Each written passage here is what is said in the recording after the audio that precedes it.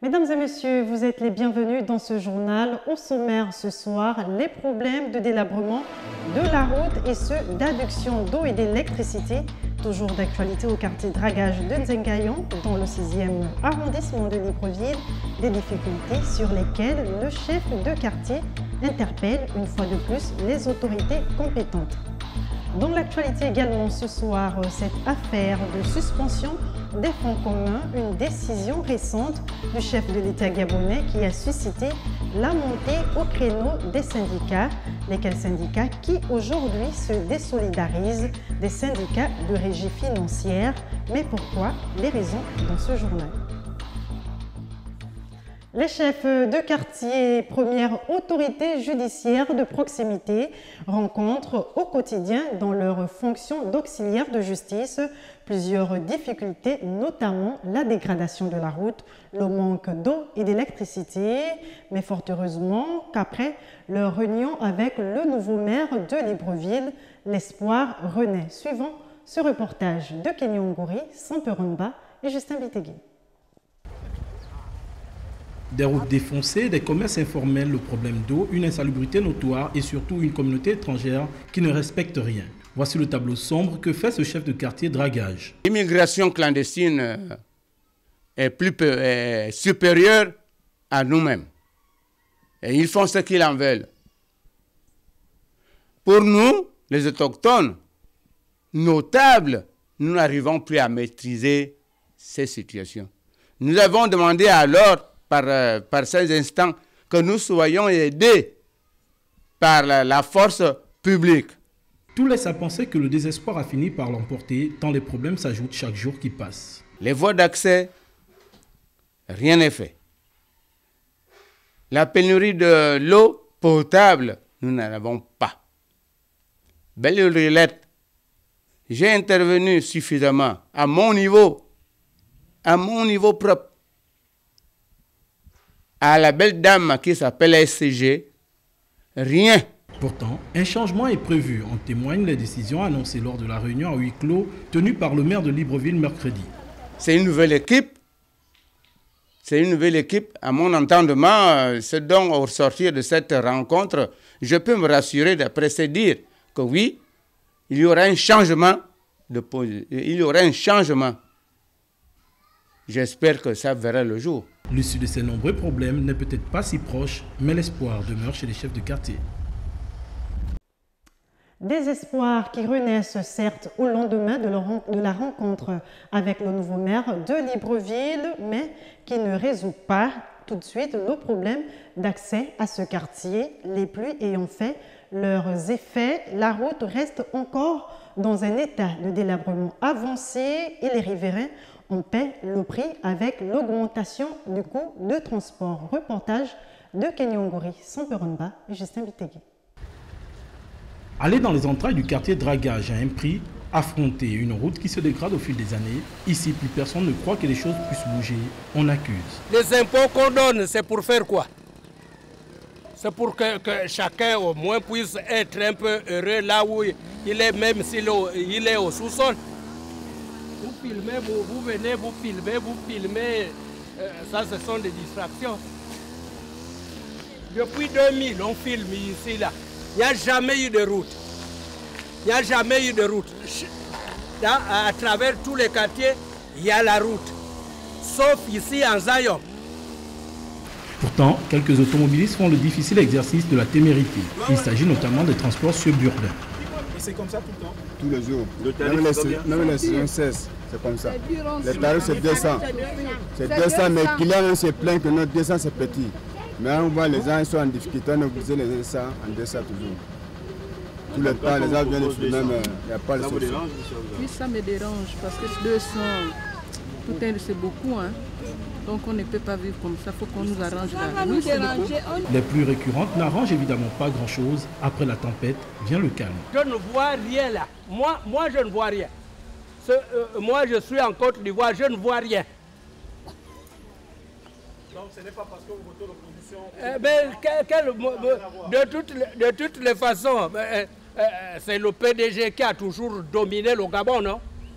Au moins à 95% pour ne pas dire à 100%. Moi, je suis navré. Moi qui vous parle là, je suis navré. Parce que vous bouffez votre temps pour filmer les trucs qui n'ont pas de sens. Et pendant ce temps, la question de la suspension des fonds communs au Gabon par le président de la République défraie toujours la chronique et divise les syndicats, un malaise qui prévaut dans certaines administrations, comme nous le rapportent ici Martial Tsonga et Justin Bétégué. Depuis l'annonce de la suspension des fonds communs, les syndicats se désolidarisent des syndicats des régies financières. Plusieurs raisons expliqueraient cette prise de position. Les financiers ne se sont jamais sentis concernés par les mouvements sociaux. Si aujourd'hui ces gens-là s'imprègnent de ce qui se fait dans le social, c'est parce que le chef de l'État a pris la décision de suspendre leurs fonds communs. Alors qu'ils ne soient pas là pour entraîner, pour transférer leur colère vers les populations. Les populations ont vécu la galère depuis des années. Pendant que nous, on vit la galère depuis des années, les financiers vivaient aux étoiles. Alors, il faut maintenant qu'ils viennent à l'école vers nous pour qu'on leur apprenne comment vivre par fin du mois avec 50 000 francs et atteindre et réaliser tous ces objectifs. Se démarquant des autres, ces syndicalistes soutiennent la décision prise par le chef de l'État. Et le président vient d'impulser une nouvelle force avec la prise de cette décision courageuse. Nous devons suivre cet exemple pour amener tout le monde à un changement de comportement, à une prise de conscience collective, afin que seul l'intérêt des Gabonais soit valorisé. Le Front social s'anime avec cette décision du gouvernement de suspendre les fonds communs. Les autres syndicats espèrent que tous les travailleurs bénéficieront de ces avantages financiers dans l'avenir. Ça y est, la mesure est effective. Une partie des riverains du quartier Montagne-Sainte de Libreville devront bientôt quitter leur lieu d'habitation, une mesure de déguerpissement prise par le gouvernement gabonais qui laisse ses riverains dans le désarroi total. Reportage de Sabrina Mpolo. Les habitants situés sur la bretelle gauche du quartier Montagne-Sainte, dans le 3e arrondissement de Libreville, désormais dans la psychose du déguerpissement imminent qui plane sur eux. Depuis la fin de la phase du règlement des droits d'indemnisation par le gouvernement, un signe distinctif a été mis sur chaque maison pour mieux les identifier. Les moyens d'accompagnement, c'est ce qu'on demande.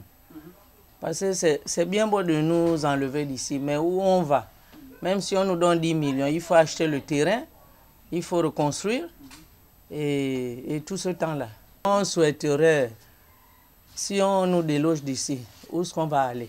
C'est surtout le problème parce que avoir un terrain, le temps de construire, les coûts du matériel coûtent cher maintenant et qu'est-ce qu'on va faire? Et en plus à nos âges, parce que ce n'est pas des jeunes, des gens qui ont plus de 50 ans ici.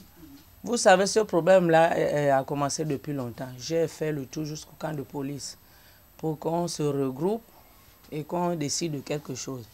D'autres me disaient, les gens que je trouvais, disaient qu'ils étaient des locataires. J'ai dit, mais il faudrait avertir les propriétaires. Mais les propriétaires sont maintenant peut-être retraités et ils vivent à l'intérieur du Gabon. Maintenant, on ne sait pas, on ne sait pas.